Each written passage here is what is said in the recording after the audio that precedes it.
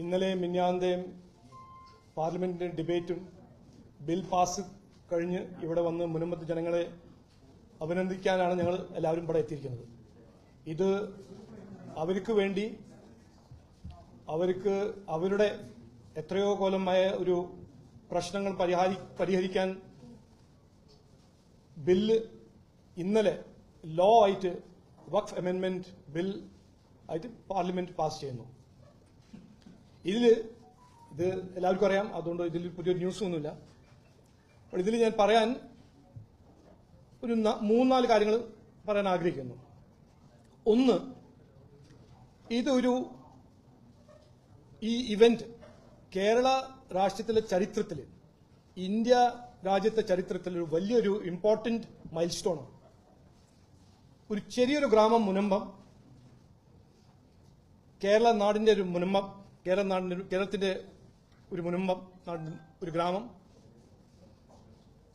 ഇവിടെ ഇരിക്കുന്ന ഒരു പീസ്ഫുൾ ആയിരിക്കുന്ന സമരത്തിലിരിക്കുന്ന ജനങ്ങൾ അവരുടെ കൈ വിട്ട് അവരുടെ ഇലക്ടഡ് റെപ്രസെന്റേറ്റീവ്സ് ഒന്നും ചെയ്യാണ്ട് ഇരിക്കുന്ന മുനമ്പം ജനങ്ങളുടെ ഒരു സമരം, അതിന്റെ പവർ ആംപ്ലിഫൈ ചെയ്ത് ഡൽഹി വരെ എത്തി പാർലമെന്റ് ഒരു ലോ പാസ്സാക്കുന്നത് നമ്മുടെ ഇന്ത്യൻ ഡെമോക്രസിയിൽ ഏറ്റവും ഇന്ത്യൻ ഡെമോക്രാറ്റിക് ഹിസ്റ്ററിയിൽ, ചരിത്രത്തിൽ ഒരു ഭയങ്കരമായ ഒരു സിഗ്നിഫിക്കന്റ് ഇവന്റ് ആയിട്ടാണ് ഞാൻ കാണുന്നത്.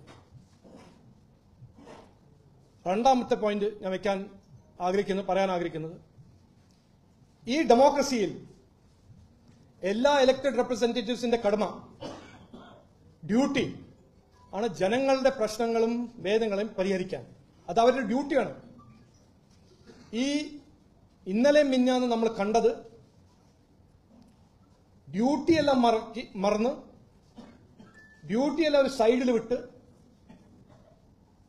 ഒരു പ്രീണന രാഷ്ട്രീയത്തിനെ സപ്പോർട്ട് ചെയ്യാൻ ആണ് ഇവിടുത്തെ എംപിമാര് അവരുടെ ഒരു പ്രയോറിറ്റി.